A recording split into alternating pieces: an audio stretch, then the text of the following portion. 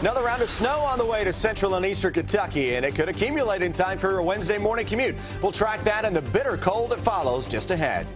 Challenge for drivers in Lexington neighborhoods tonight, navigating snow-covered streets. A look at the latest road conditions. How investigators think a man died in an accident tonight on a Scott County farm. And historic night for UK basketball on the road at Tennessee. Tracking, alerting, protecting. This is WKYT News at 11.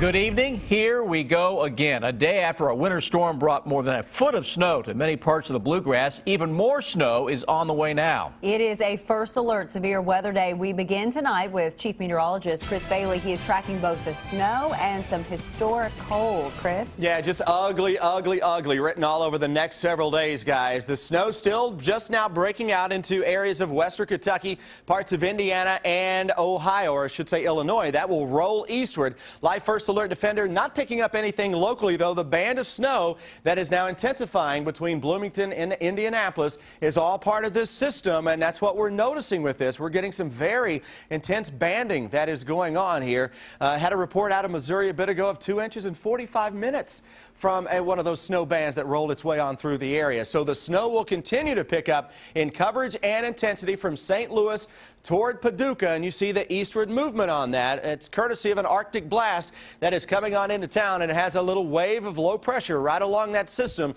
that will work its way right on top of Kentucky. That's a lot of wind that is going to be heading up into the atmosphere over the next 24 hours. You get that rising air, you can get out or get that to spit out some pretty good snowfall totals into early tomorrow. Nothing like what we had yesterday. I'm not even talking about anything like that. I'm talking about a few more inches on top of that. Winter weather advisory is out for all of Kentucky for the potential for what we get from later tonight through roughly this time tomorrow night of 2 to 4 inches of snow. That will come at us in waves, with one wave first thing tomorrow morning, then the snow showers and squalls begin to kick into high gear as we go through the heart of the afternoon.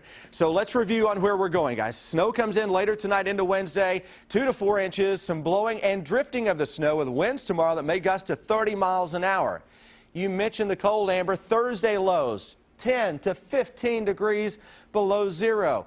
In just a bit, I'll show you why I think Friday is even colder than that. And I'm tracking another potential winter storm for your weekend. A busy and ugly forecast when I come back in a bit.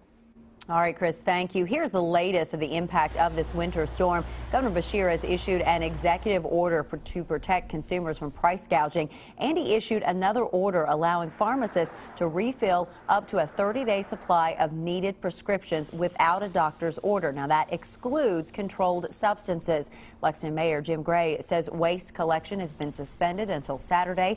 The city will pick up Monday's routes then. He also says police worked fewer crashes today because of improved road conditions. Fayette County schools are closed again tomorrow, along with dozens of other districts. Check the bottom of your screen for that list. In Lexington, interstates and main roads looked much better than they did this time last night. But you can't say the same for most of the side streets in town. Many neighborhoods in Lexington still look like this tonight. This is a live look from the Glen Eagles neighborhood, and as you can see, this street is still snow covered. Just getting out of your driveway for many people is a huge challenge, as Garrett Weimer found out tonight. He continues our first alert weather team coverage. It's been a common sight in this snow. Many cars needing more than just horsepower. How about some helping hands for them to get through their neighborhoods? I helped a neighbor over here, and when I was coming back, there were 4 cars stuck right in this intersection. The main roads are mostly clear of snow, but the side roads and neighborhoods, well, that's still another story. There's no comparison. You wouldn't think it snowed. And our side streets are just, I mean, they're impassable, really. All the back roads are still in bad shape. They're just very rutted and deep with snow. There's still 8 or 10 inches on the roadways. And cars are having a hard time just getting through them. And the intersections are even worse. Good thing that the snow itself is fluffy and not real wet and sticky. That allows you to at least maneuver, but just the depth of the snow, cars that don't have any height to them seem to get stuck.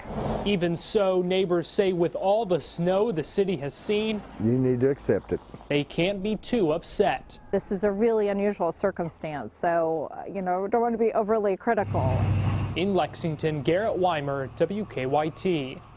And so you may be wondering, how do Lexington streets and roads workers decide which roads and streets are plowed first? Streets and Roads is responsible for clearing more than 1,100 lane miles of roads around Lexington. The city plows roads in order based on how much they're traveled. At the top, so-called Priority 1 streets, like roads that lead in and out of the city. And at the bottom, Priority 3 roads, called collector routes, and Priority 4 roads within the subdivisions. Right now, we are in our 3s and 4s, but that's subject to change with the upcoming weather. But that's what we are concentrating on right now. On WKYT.com, you'll find a map showing Lexington roads and how the city prioritizes those for snow removal. You'll also find a list of commonly asked questions and answers about Lexington snow removal. The winter storm has kept the Madison County Rescue Squad busy over the last few days. Rescue Squad leaders tell us they helped more than 80 medical workers and patients get to healthcare facilities. They say they also were called to more than a dozen crashes and many driver assists. They say many side roads in Madison County are still dangerous, so they ask drivers to stay off the roads if possible. Officer Don also shot these snowy scenes for us in Lexington from Sky First today. Commonwealth Stadium was covered in a blanket of white. Construction crews weren't working on renovations there today. And this is what Fayette Mall looked like this afternoon. The mall was closed today because of the bad road conditions there this morning. And a reminder, you can find a complete list of closings and delays along with weather information. Just go to WKYT.com. Tonight, we're tracking the investigation into a deadly accident at a Scott County farm. The coroner says a man was hit by his own tractor. It happened at a farm along Ironworks Pike near Georgetown. Our Jordan Valines has the story new at 11. It was around 6:30 on Tuesday night when we're told that a 40-year-old man was working on his tractor here at Greystone Stable, and that's when the accident happened. The Scott County coroner says Sean Lee of Wisconsin was on his farm off Ironworks Pike trying to jump start his tractor, but we're told he didn't realize the tractor was in neutral at the time, causing the tractor to lurch forward, landing on top of Lee, killing him instantly. According to the coroner, Lee worked as a farmer on his land and lived in a home on the same property. We're told Lee was alone at the time of the accident, and his fiancée, who lived with him, was the one who found his body. We're told that neither the weather nor the snow played a part in Lee's death. We have them about one a year here in the wintertime. Had one last year, a rollover down on 460 toward Frankfort. And we'll have at least one tractor accident per winter. The coroner tells us that the victim had been living here at the farm for the past 7 years. In Scott County, Jordan Valines, WKYT. The Scott County coroner says Sean Lee's funeral will take place in Wisconsin. A federal judge's ruling has put President Obama's new immigration reform policy on hold. Starting tomorrow, millions of illegal immigrants would have been allowed to apply for legal status. The president made the new policy over the objections of Congress, but tonight the judge ruled that a lawsuit brought by 26 states to block the president's executive action should go forward. The president has vowed a swift appeal of the ruling. A shot at history tonight for the UK basketball team. A win at Tennessee would give the Cats the best start in school history with 26 straight victories. Rob Bromley joins us with the highlights of tonight's historic game. Rob? Well, Kentucky a double-digit favorite over Tennessee tonight, but it seems like it is never easy down in Knoxville. Vols coach Donnie Tyndall coming out in that orange coat like Ray Mears used to wear. It was a battle in the first half. Tyler Eulis with a steal, and he gets it right to Willie Cauley-Stein. Kentucky going up by 1. The Vols answering. Watch Devin Balkman. The putback and the foul, that tied it at 29. But Devin Booker was knocking down shots from outside. That three out of the corner, the Cats led by 4 at the half. Into the second half, here goes Booker again, and the Kentucky lead goes to 7. Tennessee trailed by only 6 with a little over 8 minutes left in the game. But Andrew Harrison came up with a steal and a big slam at the other end, and this team makes some history tonight. 66-48, that is 26 in a row. never done before by a Wildcat team to start the season. Devin Booker led the way with 18. Andrew Harrison had 14.